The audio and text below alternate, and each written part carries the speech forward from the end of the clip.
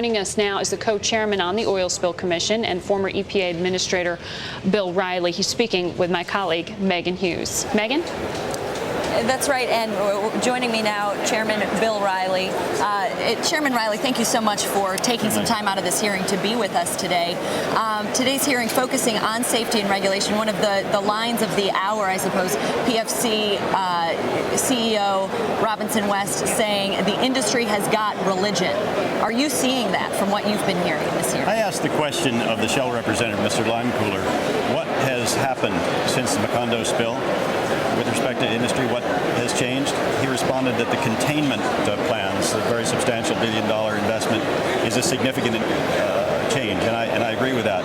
It's not entirely clear to me, though, that with respect to the questions that I asked and others asked about plans for the Arctic and in very sensitive environments, there is a sufficient sensitivity yet to the absence of containment capability, the fact that the Coast Guard is not present in any real numbers there, and that I would have reservations about that, and certainly the Commission will want to go further into that question.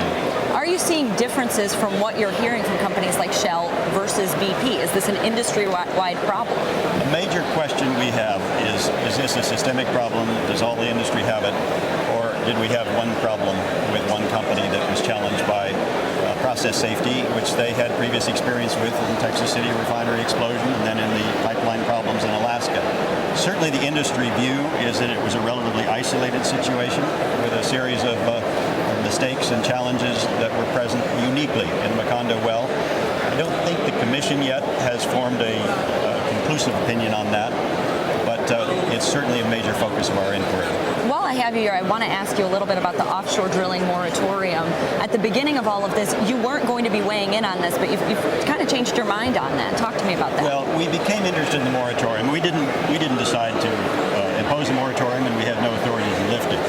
But the Secretary in his second moratorium statement mentioned us in the statement, and we thought that drew us into it. It certainly caused everybody in New Orleans to say, well, you're implicated now. What do you think about it? And then, frankly, we heard so much. We went to New Orleans and the Gulf to listen to the people there, the most affected. And what we really heard was an almost unanimous, overwhelming opposition to the continuing length of the moratorium. Even, certainly, I thought the moratorium made good sense as it was established. Whether it still makes sense is something that we have asked the Bipartisan Policy Center to give us an opinion on. They will issue a report within the next 2 days based upon their having solicited information from about 40 different experts. And we look forward to their views on that. I doubt that we will ourselves independently take up that question, but we will certainly pass on to the Interior Department that question. Mr. Reilly, it's Margaret Brennan here at Bloomberg headquarters. A question for you on that moratorium issue. Is there a chance that we could see this moratorium lifted before November 31st? Based on the comments that Mr. Bromwich has made publicly, I think it's probably pretty likely that this moratorium would be lifted before November. I think November 30th was the original 6-month date.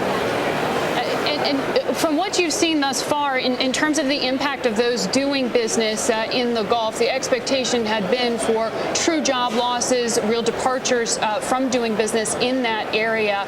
But then we've heard only 2 of 33 rigs have actually pulled out of the area. Has the impact been more or less than what you expected on the willingness to do business in the Gulf?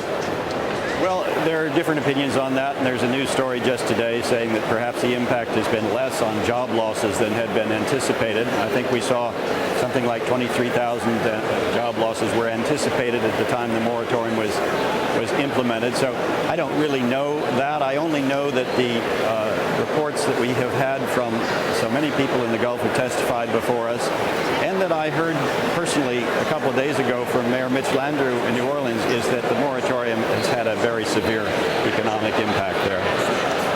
And is there anything that you're hoping from today's hearings that the White House should consider when they're considering lifting the ban? More than anything else, I think what we're hoping for today is to get a sense of whether the culture of MMS is so affected by its traditions that it really needs to be broken up and reorganized, and possibly even outside the Department of the Interior. Those are questions, those are suggestions that have been made by a number of people.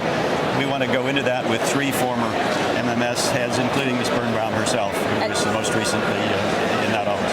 And that was going to be my last question, was Elizabeth Birnbaum. We're going to be hearing from her this afternoon. What do you want to ask her? Just one question. What do you want to know from her? Very much interested to know whether in the decision the President made to increase the areas available and open to offshore oil and gas development, MMS was consulted, and whether, if it was, they recommended that go forward, bearing in mind the kinds of problems that had been identified by their own Inspector General.